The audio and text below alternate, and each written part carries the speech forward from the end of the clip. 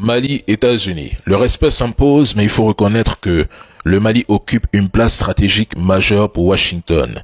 Situé au cœur du Sahel et partageant ses frontières avec 7 pays, le Mali constitue un pivot géographique essentiel.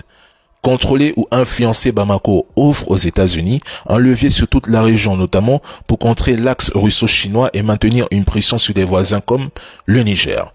Depuis les années 1990-2000, Washington considère le Mali comme un point d'appui pour des opérations de renseignement, de surveillance par drone et de projection vers le Niger, le Tchad ou la Libye post-Kadhafi.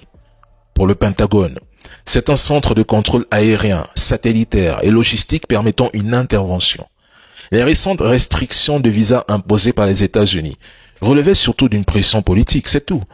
Mais Washington ne peut pas se permettre de rompre totalement ou brutalement avec Bamako par ricochet l'AES. Après avoir perdu du terrain au Niger avec la base d'Agadez et au Burkina, Washington cherche à éviter que le Mali ne bascule complètement dans le camp russe.